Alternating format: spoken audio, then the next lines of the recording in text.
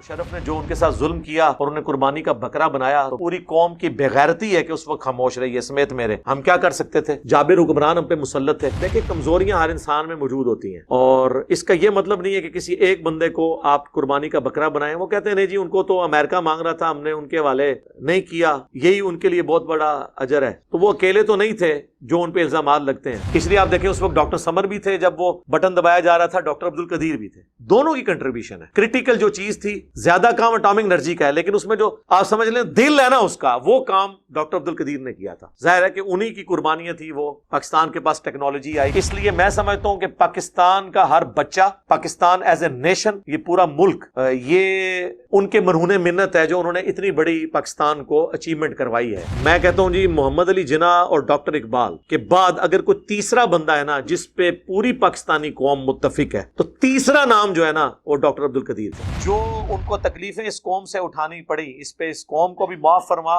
اور اس کے اگینسٹ جو انہوں نے صبر کیا اس صبر پہ انہیں اجر عظیم عطا فرما. السلام علیکم ورحمۃ اللہ. لا حول ولا قوة الا باللہ. حسبنا اللہ ونعم الوکیل. یا حی یا قیوم برحمتک استغیث. لا الہ الا انت سبحانک انی کنت من الظالمین. اللہم صلی علی محمد وعلی آل محمد واصحاب محمد اجمعین الی یوم الدین. آمین. ڈاکٹر عبدالقدیر خان انتقال فرما گئے رحمہ اللہ تعالی. اللہ تعالیٰ ان کی مغفرت کرے, انہیں نیک کاموں کا اجر دے اور ان کی برائیوں سے درگزر فرمائے. ہماری دعائیں ان کے ساتھ ہیں. باقی ہم اس مجلس کے اینڈ پہ میں ہر دفعہ جو فوت شدگان ہیں ان کے لیے دعا کرواتا ہوں. انشاءاللہ اس دعا کا حصہ انہیں بھی پہنچ جائے گا انشاءاللہ. باقی ڈاکٹر عبدالقدیر صاحب کے حوالے سے چونکہ وہ ایک سینسٹیو ادارے سے تعلق رکھتے تھے, میں نے یہ سارے ادارے وزٹ بھی کیے ہوئے ہیں. میں بالکل چونکہ میرا بھی تعلق رہا ہے. اب ان کی جو خدمات ہیں وہ جنرل تو آپ کو پتہ ہیں, باقی جو ان کی کنٹریبیوشنز ہیں یا انٹرنل چیزیں ان کو تو ہم یہاں بیٹھ کے سینسٹیو ایشوز کو ڈسکس نہیں کر سکتے. باقی ان کی جو پاکستان کے ساتھ یا اسلام کے ساتھ کمٹمنٹ تھی اس کے اوپر تو کسی کی دوسری رائے نہیں ہے. اور مشرف نے جو ان کے ساتھ ظلم کیا اور انہیں قربانی کا بکرا بنایا تو پوری قوم کی بےغیرتی ہے کہ اس وقت خاموش رہی ہے سمیت میرے. ہم کیا کر سکتے تھے؟ جابر حکمران ہم پہ مسلط تھے لیکن کم از کم اب قوم کو اجتماعی طور پہ ان کی اس موت کے وقت معافی مانگنی چاہیے, اللہ کے حضور ان کے لیے دعا کرنی چاہیے. ان کی زندگی میں تو ہم عوام الناس تو مانگتی رہی, جماعت اسلامی نے بھی کافی مسئلہ اٹھایا, ہماری عدلیہ نے بھی بڑا شرمناک رول ادا کیا. آخری وقت تک ان کی پٹیشن فائل تھی کہ انہیں عام پھرنے کی اجازت دی جائے. باقی جو لوگ ان کے ساتھ ظلم ہوا اس کا دفاع کرنے کے لیے بڑی باتیں کرتے ہیں. دیکھیں کمزوریاں ہر انسان میں موجود ہوتی ہیں اور اس کا یہ مطلب نہیں ہے کہ کسی ایک بندے کو آپ قربانی کا بکرا بنائیں. وہ کہتے ہیں نہیں جی ان کو تو امریکہ مانگ رہا تھا ہم نے ان کے حوالے نہیں کیا, یہی ان کے لیے بہت بڑا اجر ہے. تو وہ اکیلے تو نہیں تھے جو ان پہ الزامات لگتے ہیں. پاکستان میں تو ایک سوئی نہیں کوئی باہر لے کے جا سکتا اس سینسٹیو چیزوں کی, کیونکہ اوور آل تو ساری سیکیورٹی ہماری ریاستی اداروں کے پاس ہے. ایک بندے کو قربانی کا بکرا تو وہ تو شکیل افریدی کو بھی مانگ رہے ہیں کتنے عرصے سے, آپ نے اس کو بھی تو جیل میں رکھا ہوا ہے نا, تو نہیں حوالے کیا. حالانکہ میں سمجھتا ہوں کہ ڈاکٹر عافیہ صدیقی کے مقابلے پہ اس خبیث کو اگر ہم حوالے کر بھی دیں اس کو تو اپنی سزا مل چکی ہے جو کچھ اس نے پاکستان کی بدنامی کروانی تھی. شکیل افریدی نے, وہ جو ڈاکٹر تھا وہ اسامہ بن لادن کا اس نے جو پوری کی تھی, وہ دیں مردود ہمارے کس کام کے ان کے حوالے کریں غدار کو. اس کے بدلے میں ہم اپنی اس بہن کو یہاں واپس لیں, کر لیں ادلا بدلا. لیکن ہمارے حکمرانوں کی نہ پچھلے حکمرانوں کی جرت تھی کہ وہ بات کریں, نہ اس حکمران کی جرت ہے کہ یہ اس سامنے بیٹھ کے یہ بات کریں. ہاں ادھر تقریریں ان لوگوں سے کروا لیں جتنی مرضی, یہاں وہ باتیں کریں گے. تو اس طریقے سے ڈاکٹر عبدالقدیر صاحب کے ساتھ بھی میں سمجھتا ہوں کہ اس قوم نے جس طرح اپنے سارے محسنین کے ساتھ یہ کرتے رہی ہے, محمد علی جناح سے لے کے آج تک ان کے ساتھ بھی کوئی اچھا سلوک نہیں تھا. عوام الناس ان کے لیے دعا کرتی تھی. باقی ان میں بشری کمزوریاں موجود تھیں, وہ میرے پاس فرسٹ ہینڈ نالج ہے, لیکن وہ تو پاکستان میں اکثر ایلیٹ کلاس کے اندر اس طرح کی کمزوریاں موجود ہوتی ہیں لیکن اس شخص کی ایک قربانی تھی کہ اس نے اپنی لائف کا جو پیک تھی جس وقت، اس وقت اس بندے نے اپنی لائف کو سٹیک پہ لگا کے پاکستان کے لیے اتنی بڑی قربانی کی. اور اس کے بعد پھر ذوالفقار علی بھٹو کو بھی سلام ہے کہ انہوں نے ان کو انڈورس کر کے، ویسے اٹامک انرجی کا جو ادارہ ہے نا پاکستان اٹامک انرجی کمیشن، یہ تو 50s میں ہی قائم ہو چکا تھا، اور پاکستان جو ایٹمی طاقت بنا اس میں میجارٹی رول اسی ادارے کا ہے. لیکن اس میں جو سب سے کرٹیکل ایک سٹیج تھی، وہ جو سٹیج ہے وہ ڈاکٹر عبدالقدیر خان نے پاکستان کو عبور کروائی ہے. اب وہ سینسٹیو باتیں ہیں مجھے کیمرے میں کرنے کی، ویسے اب نیٹ پہ پڑھ جائیں تو آپ کو پتہ چل جائے گا. کیونکہ یہ میں اس لیے کہہ رہا ہوں کہ جو اٹامک انرجی کے لوگ ہیں نا وہ ان سے بڑے جیلس ہوتے ہیں. یہ علیحدہ سے ان کا ادارہ ہے اپنا کوٹا، یہ خان ریسرچ لیبس، جسے کوٹا بھی آپ کہتے ہیں، ریسرچ لیبس کہتے ہیں، ویسے وہ خان ریسرچ لیبس ہے KRL، اور یہ ہے Pakistan atomic energy commission PAEC. یہ دونوں الگ ادارے ہیں. اس لیے آپ دیکھیں اس وقت ڈاکٹر سمر بھی تھے جب وہ بٹن دبایا جا رہا تھا، ڈاکٹر عبدالقدیر بھی تھے. دونوں کی کنٹریبیوشن ہے. کرٹیکل جو چیز تھی، زیادہ کام اٹامک انرجی کا ہے، لیکن اس میں جو آپ سمجھ لیں دل ہے نا اس کا، وہ کام ڈاکٹر عبدالقدیر نے کیا تھا. ظاہر ہے کہ انہی کی قربانیاں تھی. وہ پاکستان کے پاس ٹیکنالوجی آئی اور پھر یہاں پہ محنت کے بعد. تو اس لیے میں سمجھتا ہوں کہ پاکستان کا ہر بچہ، پاکستان ایز اے نیشن، یہ پورا ملک، یہ ان کے مرہون منت ہے جو انہوں نے اتنی بڑی پاکستان کو اچیومنٹ کروائی ہے. ڈاکٹر عبدالقدیر رحمہ اللہ تعالیٰ نے، اللہ تعالیٰ ان کی مغفرت کرے، انہیں نیک کاموں کا اجر دے، ان کی برائیوں سے درگزر فرمائے.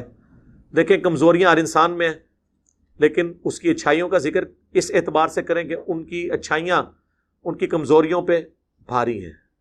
بہت بڑی بڑی دعوے کرنے والی ہستیاں پاکستان کو وہ کنٹریبیوٹ نہیں کر سکیں جو ڈاکٹر عبدالقدیر نے کیا. باقی جو ان کے سکینڈلز بتاتے ہیں ان میں سے کئی ایک ٹھیک بھی ہیں کہ جی یہ ہو گیا، وہ ہو گیا، فلاں کو ٹھیکہ دے دیا، فلاں جگہ اتنا خرچہ کر دیا. تو میرے بھائی کیا یہ وہی کر رہے ہیں؟ اس سے زیادہ خرچے وہ لوگ کر رہے ہیں جنہوں نے کچھ بھی نہیں دیا، لیے ہی لیا ہے ہمیشہ. تو یار اس نے تو بہت کچھ ہمیں دیا. مجھے تو نہیں اب پتا کہ ان کو دفنا رہے کہاں ہیں. کوئی اس حوالے سے خبر آئی ہے سر؟ فیصل مسجد. دیکھیں میرے دل میں خیال آیا تھا، میں نے کہا میں پہلے پوچھ لوں. میرے دل میں خیال تھا کہ فیصل مسجد میں آپ نے وہ ایک اپنے بابا جی تو وہاں پہ دفنائے ہوئے ہیں، ضیاء الحق صاحب، جو ہمیں وہ دہشت گردی کا افریت دے کے چلے گئے، اور پاؤڈر کلچر اور ہیروئن کلچر اور کلاشنکوف کلچر. باقی ان کی خوبیاں اپنی جگہ ہیں، میں ان چیزوں کی تعریف بھی کرتا ہوں. پاکستانی فوج میں جو مذہب کا ایلیمنٹ غالب ہے، یہ سارا انہی کو کنٹریبیوشن جاتی ہے، لیکن ان کے ساتھ کمزوری ہوئی تو یہ تو زیادہ اہل ہے. اب یہ نہ ہو کہ ان بابا جی کے ساتھ دفن کر دیں، ان کو لادہ دفن کریں اور مزار نہ بنائیں. بھائی مزار شزار بنانے کی ضرورت نہیں. وہاں قبر کا یہ فائدہ ہے کہ جتنے شادی شدہ نئے جوڑے ہیں وہ فیصل مسجد کی زیارت کے لیے جاتے ہیں. تو پورا پاکستان آلموسٹ وہاں جاتا ہے، باہر سے بھی لوگ آتے ہیں. تو جب بھی وہاں سے کوئی گزرے گا ان کے لیے دعا کرے گا. باقی اگر کوئی نہ بھی کرے، جن لوگوں نے اپنی زندگی میں اچھے کام کیے ہیں ان کو مسلمانوں کی دعاؤں کا حصہ آٹومیٹکلی ملتا ہے. لیکن ہمیں یہ حکم ہے ربنا اغفر لنا ولاخواننا الذین سبقونا بالایمان، اے رب ہماری بھی مغفرت فرما، اور ہم سے پہلے جو ایمان کی حالت میں دنیا سے چلے گئے ان کی بھی مغفرت فرما، اور ہمارے دل میں ان کے لیے کوئی میل باقی نہ رکھ. یہ ہمیں دعا سکھائی گئی ہے. میت کے لیے دعا کرنے کا اللہ نے ہمیں حکم دیا ہے. بخاری مسلم دونوں میں حدیث ہے کہ ابو عامر جب فوت ہوئے تو نبی الاسلام کو ان کی وفات کی خبر پہنچی تو آپ نے یوں ہاتھ بلند کیے حتیٰ کہ بغلوں کی سفیدی نظر آ گئی، کیونکہ نبی الاسلام کا عمومی لباس چادر اور تہمت تھی. اور آپ نے ہاتھ اٹھا کے کہا اللہ ابو عامر کو بخش دیے اور اسے قیامت والے دن اپنی کثیر مخلوق پر فضیلت عطا فرمائی. آپ کی دعا تھی. ابو داؤد ترمذی میں تو میت کی دعا تو ہے نا، اللہم اغفر لحینا و میتنا. یہ ساری دعائیں موجود ہیں. تو میرا خیال ہے یہ ساری دعائیں ہمیں ان کے حق میں کرنی چاہیے، اور ہماری دعاؤں میں ان کو حصہ آٹومیٹکلی پہنچ رہا ہے. السلام علینا وعلی عباد اللہ الصالحین کے تحت جو بخاری مسلم میں آتا ہے، زمین و آسمان میں ہر نیک بندے تک سلام پہنچ جائے گا. بہرحال وہ اسلام کے ساتھ ان کی عقیدت تھی. آخری وقت میں تو ظاہر ہے وہ بڑے مایوس ہوئے ہیں جو کچھ اس قوم نے ان کے ساتھ کیا.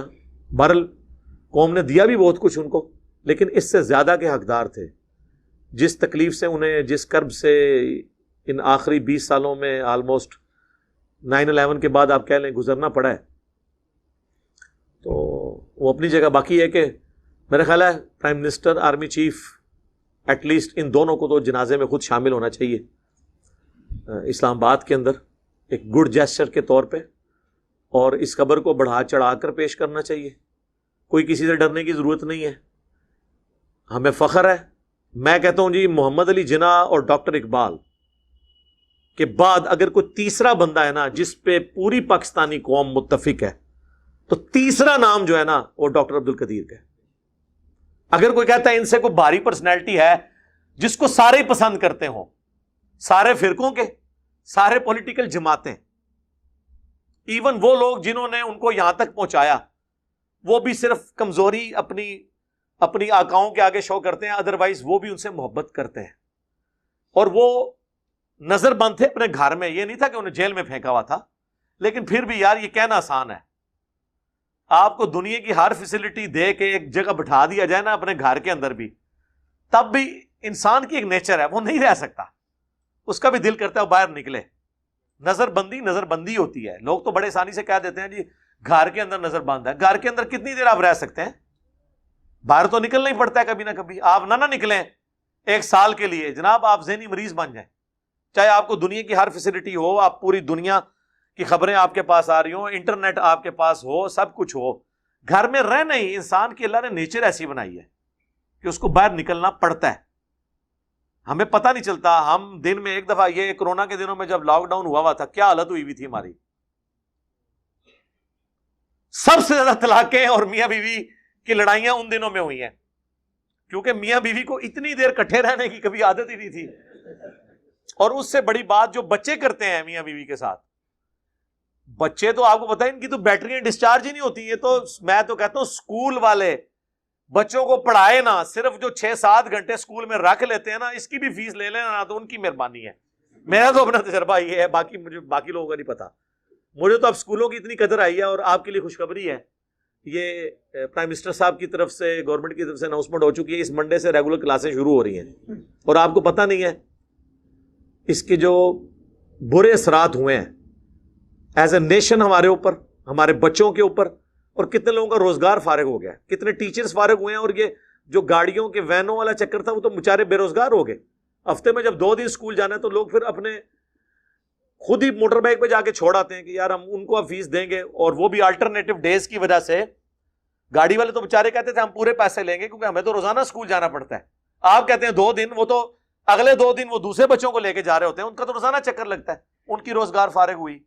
اور جب یہ روڈوں پہ لوگ آگے خود چھوڑنے والے، روڈوں پہ ایکسیڈنٹ، ٹریفک بلاک، اور ٹریفک بلاک کے بعد جب بندہ گھر پہنچتا ہے تو جا کے سیدھا بیوی سے لڑتا ہے. یہ نیچرل چیز ہے. مینٹل ماڈلز ہمارے بدل گئے. ہمارے بچوں کی تعلیم کا بیڑا غرق ہو گیا اس کورونا کے اس پورے ایپیسوڈ کی وجہ سے. اس غریب نیشن کے پاس ایک ہی ذریعہ تھا غربت کے سرکل سے باہر نکلنے کا، پاورٹی سرکل کے باہر نکلنے کا. ہم لوگ بھی لوور مڈل کلاس سے اوپر آئے ہیں صرف اپنی تعلیم کی وجہ سے. وہ بھی انہوں نے ہم سے چھین لیا اس پورے سسٹم کی وجہ سے، اور ہائپ کریٹ کر کے. اب شکر ہے وہ یہ بتا رہے ہیں ہمارے بلال بھائی، چونکہ اس مہم کا حصہ ہیں گورنمنٹ کی طرف سے، یہ بتا رہے ہیں کہ اب 5 سال تک وہ کہہ رہے ہیں دوبارہ ویکسین کی ضرورت نہیں. 5 سال بعد انہوں نے ویسے ہی بھول جانا ہے. ہاں، کیونکہ اس سے خطرناک انفلوئنزا ہے جسے آپ نزلہ زکام کہتے ہیں، جو ہماری قومی بیماری ہے. اس کی ویکسین تو آج تک اللہ کے فضل سے ہمیں کسی گورنمنٹ نے نہیں لگوائی، نہ ہم نے خود لگائی ہے. اس کے ساتھ بھی ہم ایگزسٹ کر رہے ہیں.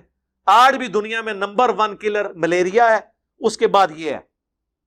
کورونا کا تو بہت نیچے نمبر آتا ہے، لیکن یہ ایک چل رہا تھا. چلیں ہم بھی اس سسٹم کا حصہ بنے ہیں. تو اب یہ پورے معاملات جو اس طریقے سے مس ہینڈل ہوئے ہیں، تو گھر کے اندر رہنا بہت بڑی آزمائش ہے. تو یہ میں اور ڈاکٹر عبد القدیر صاحب سے بات شروع ہوئی تھی، ان کو اس تکلیف سے گزرنا پڑا. اللہ تعالی ہمیں بھی ایز اے قوم معاف کرے جو ہم نے ان کے ساتھ سلوک کیا، اور اس کی وجہ سے جو انہوں نے تکلیفیں اٹھائیں، اس صبر پہ انہیں اجر دے، اور وہ اجر ان کی غلطیوں کا کفارہ بن جائے. اللہم انی اسألک بانک انت اللہ لا الہ الا انت الاحد الصمد الذی لم یلد ولم یولد ولم یکن لہ کفوا احد وإلہکم الہ واحد لا الہ الا هو الرحمن الرحیم الف لام میم اللہ لا الہ الا هو الحی القیوم. اللہم صلی علی محمد وعلی آل محمد ربنا آتنا فی الدنیا حسنہ وفی الآخرۃ حسنۃ وقنا عذاب النار اللہم احسن عاقبتنا فی الامور کلہا واجرنا من خزی الدنیا وعذاب الآخرہ ربنا هب لنا من ازواجنا وذریاتنا قرۃ اعین وجعلنا للمتقین اماما۔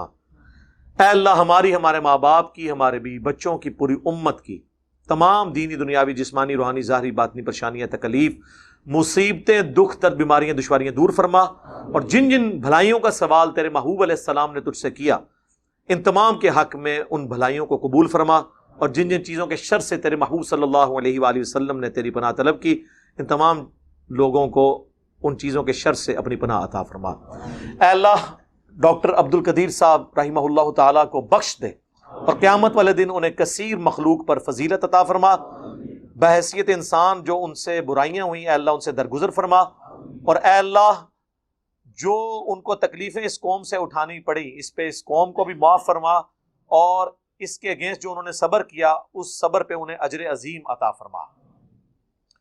اے اللہ ہمارے ملک پاکستان کی خیر فرما، اسے اندرونی اور بیرونی خطرات سے محفوظ فرما، پورے عالم اسلام کی خیر فرما۔ اے اللہ چائنا میں، کشمیر میں، فلسطین میں، افغانستان میں، عراق میں، شام میں، جہاں کہیں بھی مسلمان مصیبت پریشانی میں ہیں اے اللہ غیب سے ان کی مدد فرما۔ حاضرین کے دلوں میں جو نیک اور جائز دعائیں ہیں قبول فرما، حاضرین کے جو چھوٹے بڑے رشتہ دار فوت ہو چکے ان کی مغفرت فرما۔ اللہم اغفر لحینا ومیتنا وشاہدنا وغائبنا وصغیرنا وکبیرنا وذکرنا وانثانا اللہم من احییتہ منا فاحیہ علی الاسلام ومن توفیتہ منا فتوفہ علی الایمان۔ سبحان ربک رب العزت عما یصفون وسلام علی المرسلین والحمد للہ رب العالمین وصلی اللہ علی النبی الکریم وعلی آلہ واصحابہ اجمعین الی یوم الدین آمین۔